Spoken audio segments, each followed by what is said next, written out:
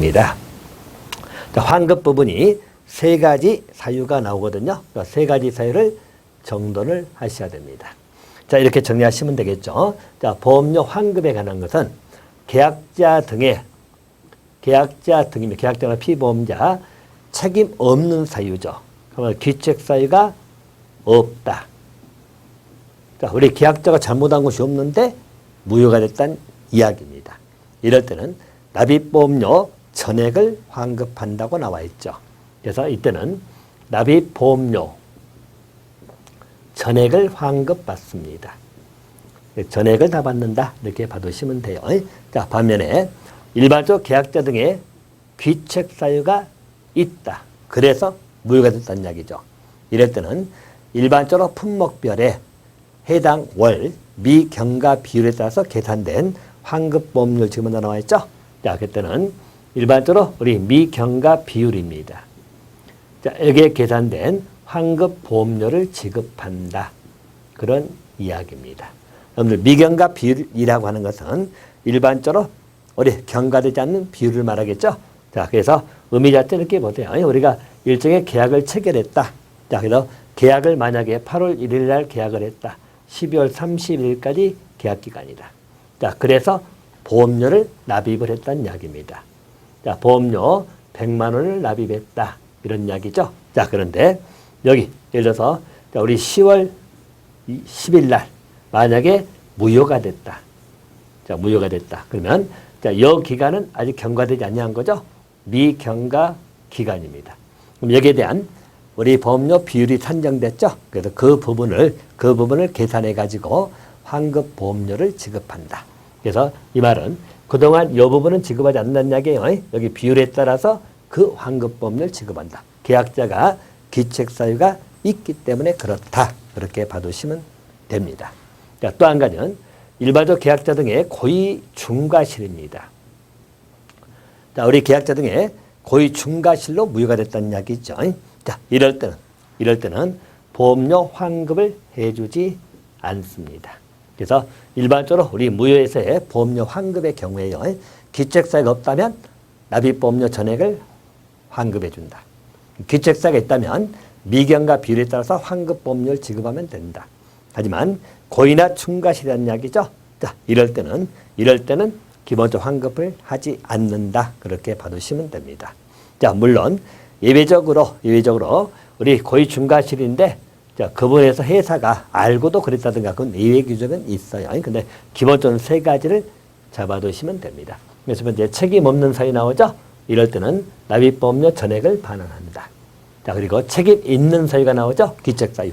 그럴 때는 미경과 비율에 따라서 계산된 환급 보험료를 지급한다. 이렇게 보시고.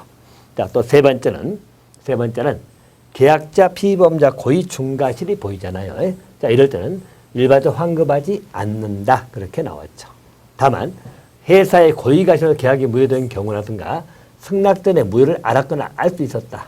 그럼에도 불구하고 보험료를 반환하지 않았다. 이런 경우죠. 자, 이럴 때 반환하지 않았다.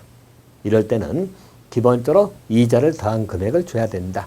잘못이 있으면 회사 쪽에 잘못이 있으면 이자까지 준다. 이렇게 기억해 두시면 되겠네요.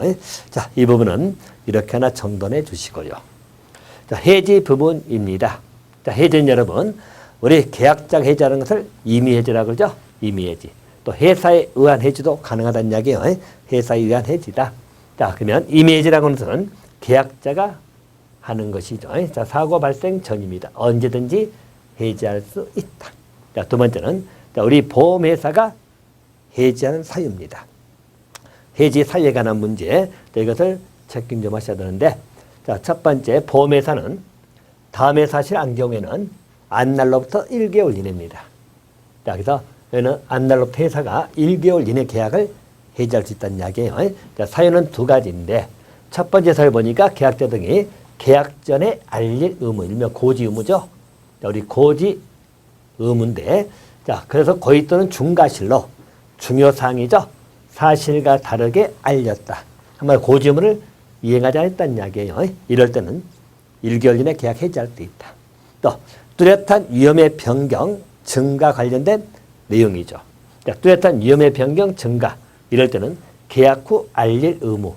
일명 우리가 위험 변경 증가 통지 의무가 있잖아요. 통지 의무가 있다. 그걸 이행하지 않은 경우죠. 다시 말하면 일반적으로 우리 방제 시설이 있었는데 방제 시설을 철거해버렸다는 이야기죠. 그러면 뚜렷한 위험의 변경 증거가 발생했잖아요.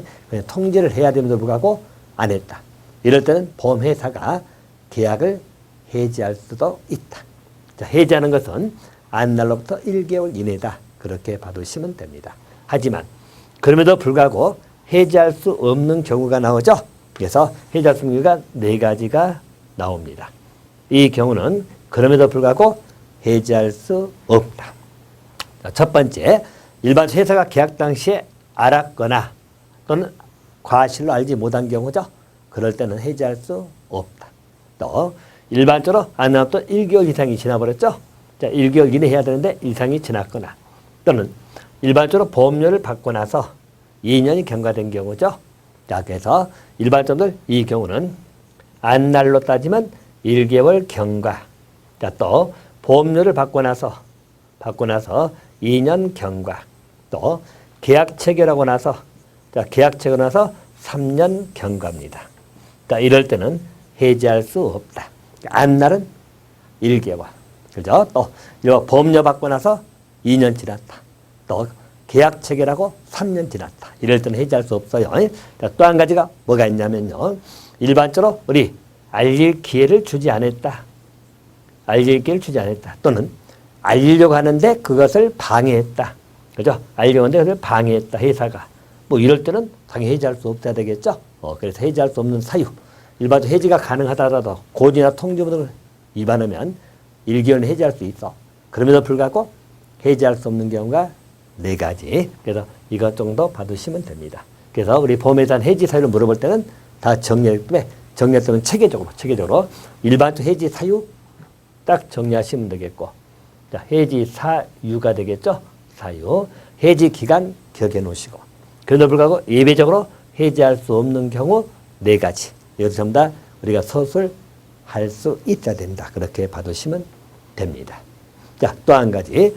일반적으로 또 4번째 정리할 것이 해지하게 되면 보험료 환급의 문제죠. 자, 여기 나오네요. 자, 보험료 환급입니다.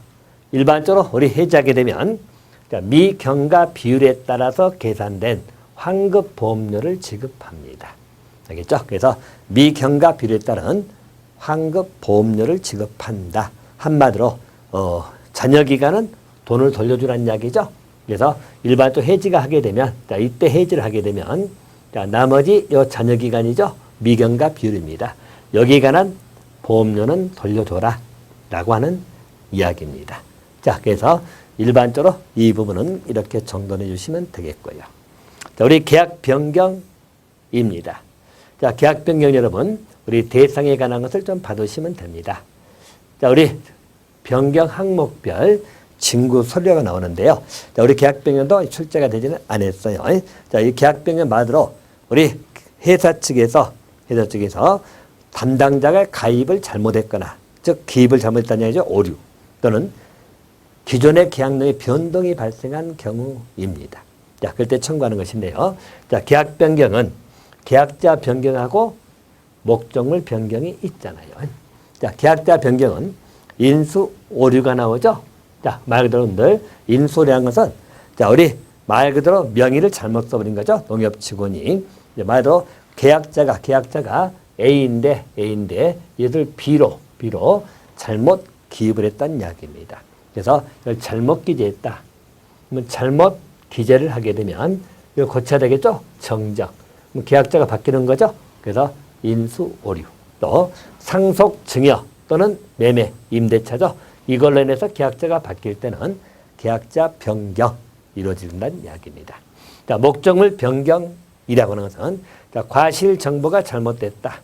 과실 정보. 말로 사과한데 배라고 기입됐거나 이런 거겠죠.